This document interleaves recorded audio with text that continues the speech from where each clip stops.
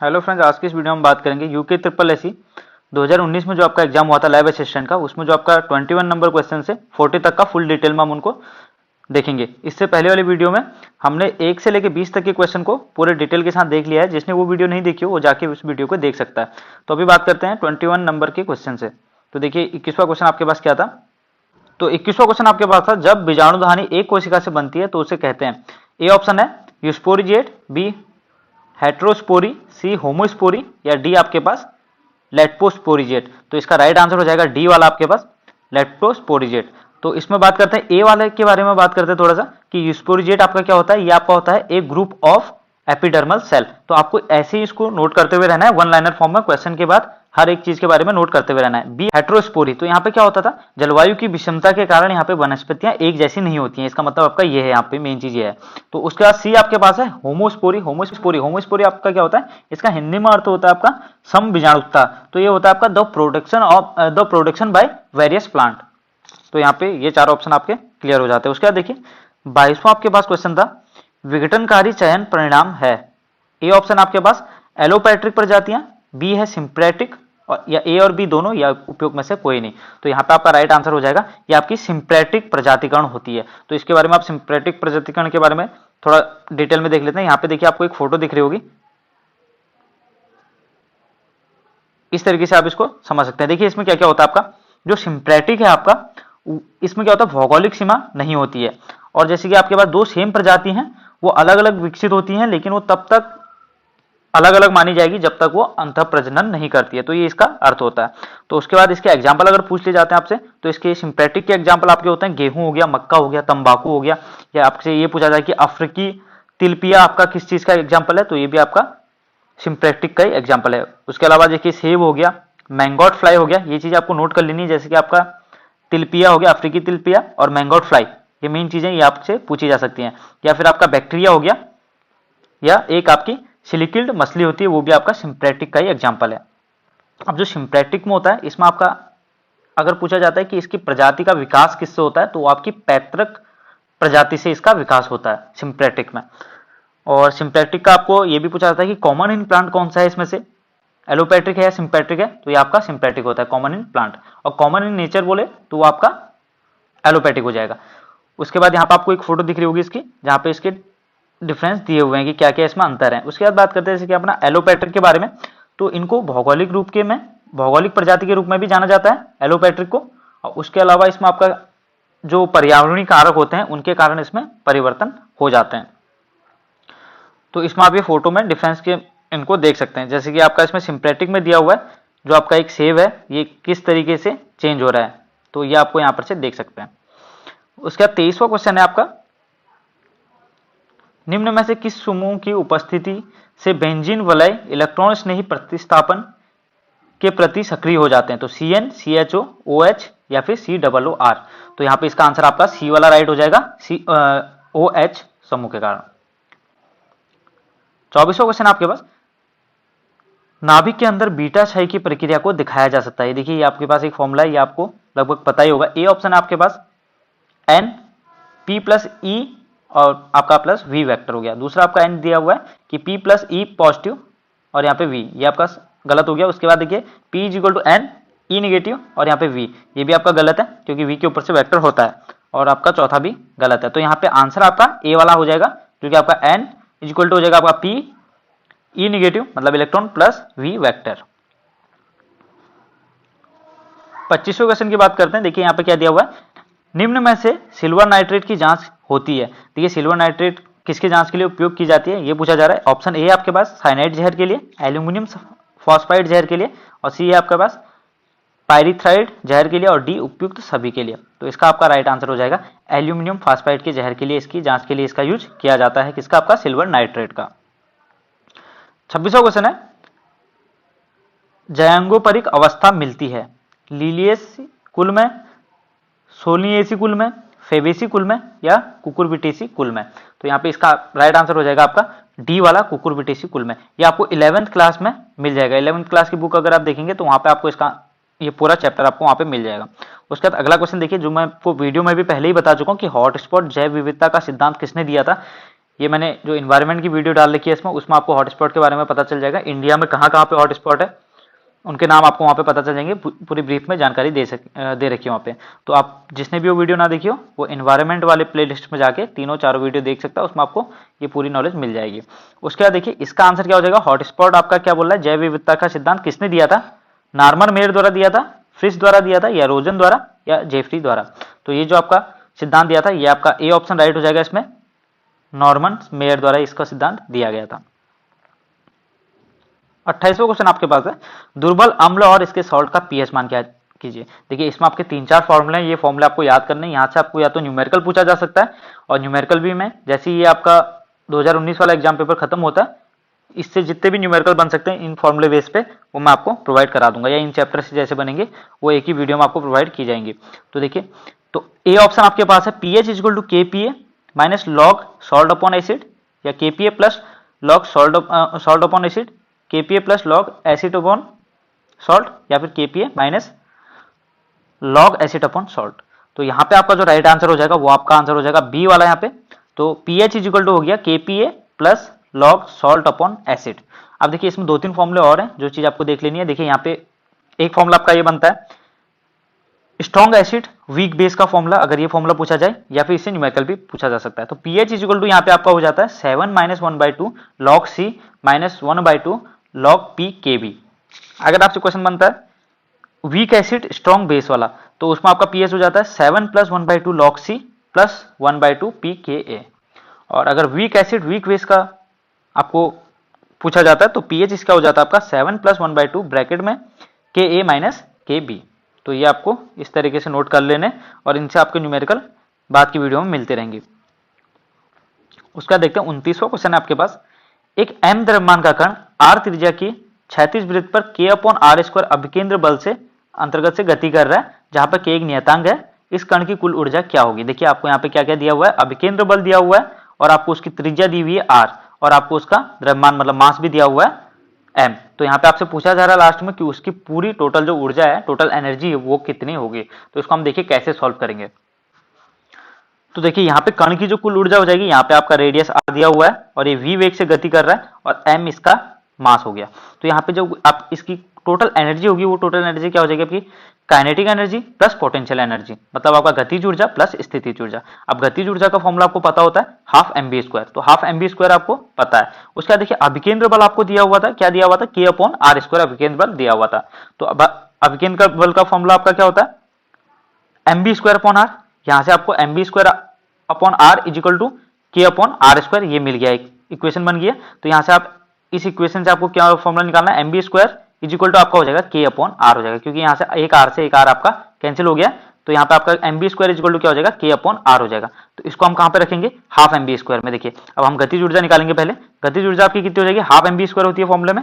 तो हाफ की जगह पे mv² की जगह पे हमने k/r रख दिया है, तो हाफ का 1/2 है यहाँ। तो यहाँ पे क्या हो जाएगा 1/2 kr, मतलब आपका क्या बना, k/2r बन गया। तो ये आपको गतिज ऊर्जा मिल गया। अब आपको स्थितिज ऊर्जा निकालनी है। स्थितिज ऊर्जा कैसे निकालेंगे, देखिए पोटेंशियल एनर्जी निकालने का।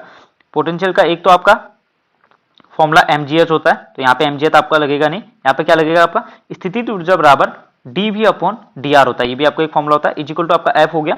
तो अगर इसका हम समाकलन कर देते हैं, dv का समाकलन कर देते हैं, तो ये आपका निकल जाएगा स्थितिज ऊर्जा। तो dv, तो f ds हो जाएगा आपका यहाँ पे। तो f क्योंकि यहाँ पर देखिए dv/r is equal to f है, तो f ds हो जाएगा। और f का फॉर्मूला अब भी आपने ऊपर निकाल रखा है k/r²। तो आपको k/r² यहाँ पे दिया हुआ था, k/r² जो आपको अभिकेंद्र बल दिया हुआ था। तो उसके बाद देखिए यहाँ पे देखिए अब इसका अगर हम समाकलन करते हैं तो आपका यहाँ से r² से सिर्फ r बाहर आ जाएगा, और k तो पूरा पूरा आपका कांस्टेंट है, तो पूरा का बाहर आ जाएगा। तो आप यहाँ पे आपका माइनस साइन आ जाएगा। तो यहाँ पे आपका u इज इक्वल टू आपका क्या हो जाएगा, -k/r। तो यहाँ पे आपको दोनों चीजें मिल गई हैं, स्थितिज ऊर्जा भी आपको मिल गई है, और आपको यहाँ पे गतिज ऊर्जा भी मिल चुकी है। तो स्थितिज ऊर्जा आपकी क्या निकली, आपकी k/2r, और सॉरी गतिज ऊर्जा आपकी k/2r निकली है, और स्थितिज ऊर्जा आपकी -k/r निकली है। तो इन दोनों को प्लस करेंगे तो बीच में माइनस का साइन है, तो माइनस हो जाएगा। एलसीएम लेंगे तो यहाँ पे आपका राइट आंसर जो हो जाएगा वो आपका हो जाएगा फाइनल -k/2r। तो -k/2r जो आपका ऑप्शन है वो आपका यहाँ पे राइट आंसर हो जाएगा। तो यहाँ पे सी ऑप्शन आपका राइट हो जाएगा, -k/2r। उसके बाद बात करते हैं 30वां क्वेश्चन है आपके पास, धारा 293 सीआरपीसी के तहत किसे सरकारी वैज्ञानिक विशेषज्ञ नहीं माना जाएगा? ऑप्शन ए आपके पास मुख्य चिकित्सा अधिकारी, बी आपके पास विस्फोटक के मुख्य निरीक्षक, और सी आपके पास निर्देशक हॉफकिंस इंस्टीट्यूट बॉम्बे, या शासकीय सोरोलॉजिस्ट। तो यहाँ पे आपका राइट आंसर हो जाएगा ए वाला, मुख्य चिकित्सा अधिकारी को यहाँ पे आपका सरकारी वैज्ञानिक विशेषज्ञ नहीं माना जाएगा। 31वां क्वेश्चन आपके पास, साइटोक्रोम है, साइटोक्रोम आपका क्या है ये पूछा जा रहा है। ए आपका एंजाइम है, बी आपका शर्करा है, सी आपका संयुक्त प्रोटीन है, या डी इनमें से कोई नहीं। तो यहाँ पे आपका राइट आंसर हो जाएगा जो आपका सी ऑप्शन है, संयुक्त प्रोटीन यहाँ पे राइट आंसर हो जाएगा। 32वां क्वेश्चन आपके पास, कॉर्टिसोल स्रावित होता है, देखिए इंपॉर्टेंट क्वेश्चन है यहाँ पे, अग्नाशय में, थायराइड में, एड्रिनल में, या फिर थाइमस से। तो यहाँ पे आपका कहां से ये स्रावित होता है ये पूछा जा रहा है। तो यहाँ पे आपका आंसर नंबर सी हो जाएगा, एड्रिनल से। तो इसके बारे में थोड़ा जानकारी ले लेते हैं। जो आपका कॉर्टिसोल का कार्य होता है वो आपका होता है स्ट्रेस का अनुभव कराना। जो आपका कॉर्टिसोल है वो स्ट्रेस का अनुभव कराता है, या फिर आपका ब्लड शुगर और जो आपका मेटाबॉलिज्म है उन चीजों को भी कंट्रोल करता है। भ्रूण में ये विकास का कार्य भी करता है, ये इसका मेन काम हो गया। तो यहाँ पे इन चीजों को आपने नोट कर लेने। उसके बाद देखिए आपके पास क्या है, सबसे कम ट्रांस प्रभाव प्रदर्शित करता है। देखिए सबसे कम ट्रांस प्रभाव कौन सा करता है, आई निगेटिव, OH निगेटिव, NH3 या Cl3। तो देखिए अगर यहाँ पे सबसे कम पूछा जा रहा है तो यहाँ पे आपका आंसर हो जाएगा OH निगेटिव। देखिए एक आपको यहाँ पे फोटो में एक सीरीज दिख रही होगी, ये आपको नोट कर लेनी है कि सबसे कम सबसे ज्यादा कहाँ से इसमें किस तरीके से इसमें बढ़ोतरी होती है। उसके अलावा यहाँ पे आपको इसका एक एग्जाम्पल भी मिल सकता है। एग्जाम्पल आपको अगर इसका पूछा जाए कि ट्रांस प्रभाव का एग्जाम्पल क्या है, तो इसका एक जाना माना एग्जाम्पल है क्या है, सिप्लेटिन इसका एक एग्जाम्पल है। 34वां क्वेश्चन आपके पास, किसी ठोस गोले का उसकी स्पर्शी के सापेक्ष जड़त्व आघूर्ण क्या होगा? ए आपके पास I = 2/5 mr², फिर दूसरा है I = 2/3 mr², I = 7/5 mr², या 5/7 mr²। तो आपका इसका राइट आंसर हो जाएगा 7/5 mr²। अभी यहाँ से ये क्वेश्चन आपका जो है 11th के NCERT बुक से लिया गया है। वहां पे आपको इसके ठोस गोले के जितने भी आपके जड़त्व आघूर्ण वाले क्वेश्चन है, न्यूमेरिकल है और प्लस फॉर्मूले हैं, सारे दिए हुए हैं सॉल्व करके। तो यहाँ पे आपको 2-3 फॉर्मूले याद करने हैं। पहले तो आपको पता होना चाहिए I = जो मेन फॉर्मूला होता है इसका सिंपल सा, वो होता है आपका mr²। ये तो आपको 10th की क्लास में भी मिल जाएगा। तो I = mr², m आपका क्या है यहाँ पे मास हो गया, और r आपका यहाँ पे रेडियस हो गया। तो ये आपका सिंपल जड़त्व आघूर्ण का फॉर्मूला हो गया। एक फॉर्मूला और होता है इसका, I = L/ओमेगा। L आपका क्या हो गया यहाँ पे, एंगुलर मोमेंटम हो गया, और ओमेगा आपका यहाँ पे हो जाएगा एंगुलर वेलोसिटी। तो यहाँ से भी आप इसका एक फॉर्मूला इसको नोट कर सकते हैं। अभी इसकी SI यूनिट की बात की जाती है, SI यूनिट इसका होता है आपका kg/m²। तो ये भी आपको नोट कर लेना है SI यूनिट इसका, और प्लस इसका आपको बीमा भी नोट कर लेनी है। उसके बाद देखिए अभी इसमें 3-4 फॉर्मूले और बन जाते हैं। अगर पूछता आपसे एक वलय छल्ले का जड़त्व आघूर्ण पूछा जाता है, वलय छल्ला, तो I = आपका उसका mr² होता है।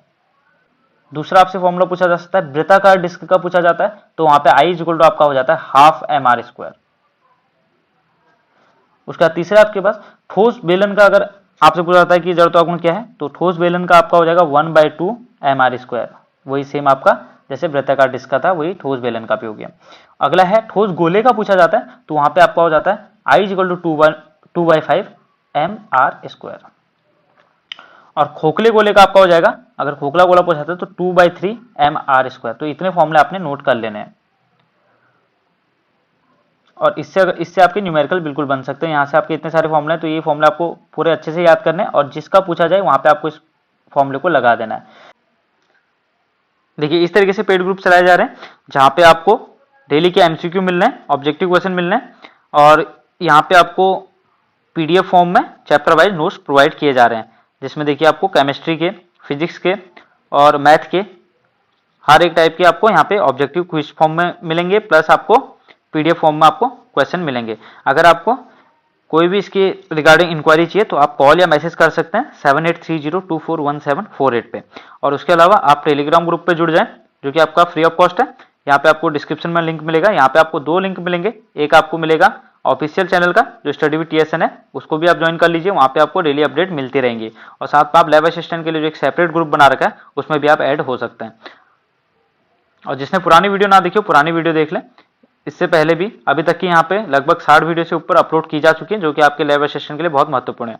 और आप अगर इसमें प्लेलिस्ट में जाते हैं तो उसमें आप क्विज एमसीक्यू वाले में जाइए और उसमें आपको 10 से 12 वीडियो आपके एमसीक्यू वाले मिल जाएंगे, जिसमें आपको चैप्टर वाइज भी करा रखा है और प्लस पुराने पेपर भी सॉल्व करा रखे हैं। और जिसने पुरानी वीडियो ना देखी हो, पार्ट 1 नहीं देखी हो, वो पार्ट 1 देख सकता है, वो भी आपको डिस्क्रिप्शन में लिंक मिल जाएगा। अगला 35वां क्वेश्चन है आपके पास, जेफी टेस्ट किसकी पहचान के लिए किया जाता है? देखिए जेफी टेस्ट लार के लिए किया जाता है, पसीना, आंसू या फिर मूत्र के लिए। तो यहाँ पे 35वें क्वेश्चन का आंसर आपका हो जाएगा मूत्र के लिए आपका जेफी टेस्ट किया जाता है। 36वां क्वेश्चन है, अनावृत बीजों के किस प्रणाली में द्विबीजपत्री व एक बीजपत्री के बीच स्थान दिया गया? तो ये किसने कहा था, ये पूछा जा रहा है। तो ए ऑप्शन इसका राइट आंसर हो जाएगा। बेंथम एम हुटर के प्राकृतिक प्रणाली के अनुसार ये चीजें बोली गई थी वहां पे। 37वां क्वेश्चन आपके पास, शटोली कोशिकाएं संबंधित है शुक्राणु के पोषक से, उत्सर्जन से, श्वसन से या उपयुक्त में से कोई नहीं? तो इसका भी आपका राइट आंसर हो जाएगा ए वाला, शुक्राणुओं के पोषक के लिए आपका शटोली कोशिकाएं महत्वपूर्ण होती हैं। तो इसका कार्य क्या होता है, ये आपका डीएनए की मरम्मत भी करता है। अगर आपसे पूछा जाए यहाँ पे से कौन सी कोशिका आपका डीएनए का मरम्मत करती है, तो ये आपका डीएनए का मरम्मत भी करता है। और इसकी स्थिति कहाँ पे होती है, अगर इसकी पोजीशन पूछी जाती है आपसे, तो ये अर्धवृत्ताकार नलिकाओं के बीच में रहता है। तो देखिए अर्धवृत्ताकार नलिकाओं के बीच में रहता है। और अगर ये देखिए इसकी फोटो आपकी इस तरीके से इसको देख सकते हैं। 38वां क्वेश्चन आपके पास, हिंसवर्ग अभिक्रमक है, निम्न में से कौन सा हिंसवर्ग अभिकर्मक है? तो ए ऑप्शन है निर्जल Cl2 प्लस HCl गैस, या बी ऑप्शन है PbCl2 प्लस क्विनोफिल, सी ऑप्शन है आपके पास एल्कोहलिक KOH और प्लस डी ऑप्शन है आपके पास C6H5SO2Cl। तो इसका आपका जो राइट आंसर हो जाएगा वो डी वाला हो जाएगा, C6H5SO2Cl। अब इसका पूछ सकता है ये आपका रासायनिक नाम क्या है? तो इसका रासायनिक नाम होता है आपका बेंजीन सल्फोनिक क्लोराइड। ये भी आपको नोट कर लेना है, इसका आपका जो नाम होता है बेंजीन सल्फोनिक क्लोराइड होता है। अब इसका काम क्या होता है, हिंसबर्ग अभिकर्मक क्या होता है आपका, ये प्राथमिक, द्वितीयक और तृतीयक अमीनो एसिड में पहचान या उनका परीक्षण किया जाता है। तो आपसे ये भी डायरेक्ट क्वेश्चन पूछा जा सकता है कि प्राथमिक, द्वितीयक या तृतीयक अमीनो अम्ल की पहचान कौन करता है या परीक्षण कौन करता है या इनमें विभेद कौन करता है? तो ये आपका हिंसबर्ग अभिकर्मक करता है। 39वां क्वेश्चन आपके पास है, ध्वनि का वेग सामान्य गैस की अपेक्षा ठोस में अधिक होता है क्योंकि गैसों की तुलना ठोसों में घनत्व अधिक, प्रत्यास्थता कम होती है। घनत्व अधिक, प्रत्यास्थता अधिक होती है। घनत्व तथा प्रत्यास्थता दोनों कम होती है। घनत्व कम परंतु प्रत्यास्थता अधिक होती है। देखिए बहुत इंपॉर्टेंट क्वेश्चन है। तो यहाँ पे इसका आपका राइट आंसर हो जाएगा बी वाला, इनका क्या होता है आपका घनत्व अधिक होता है और प्रत्यास्थता अधिक होती है। और इस वीडियो का अंतिम क्वेश्चन है, निम्नलिखित में से मैथिल एमिनो किससे क्रिया करके मैथिल आइसोसाइनेट बनाता है? NaNO2 प्लस HCl से, सांद्र H2SO4 से, ClCl3 CHCl3 प्लस KOH से या फिर NaOH प्लस Br2 से? तो इसका आपका राइट आंसर हो जाएगा CHCl3 प्लस KOH से मिलकर ये आपका क्या बनाता है, मैथिल आइसोसाइनाइड बनाता है। देखिए मैथिल आइसोसाइनाइड आपका क्या होता है, एक कार्बनिक यौगिक है। इसमें अभी बात करते हैं मिथाइल आइसोसाइनेट के बारे में। देखिए मिथाइल आइसोसाइनेट जो आपका होता है फॉस्जीन से प्लस मिथाइल एमीन से मिलके बना होता है। तो ये आपका क्या बना होता है, मिथाइल आइसोसाइनेट। तो इसको भी आपको नोट करना है। फॉस्जीन का अगर फॉर्मूला पूछा जाता है तो COCl2 होता है। अब इसके बाद मिथाइल जो आइसोनेट है उसका ये मनुष्य के लिए बहुत हानिकारक होता है, जिसके कारण क्या होता है आपका मनुष्य पे आंखों का जलन हो सकता है या फिर ये आपके फेफड़ों से सारे ऑक्सीजन निकाल देता है, जो कि मनुष्य की मृत्यु का कारण बन जाती है। तो यहाँ पे आज की वीडियो में बस इतना ही देखते हैं। जो लोग चैनल पर पहली बार विजिट कर रहे हैं चैनल को सब्सक्राइब कर दें, वीडियो को लाइक कर दें और वीडियो को शेयर करें। Thank you so much.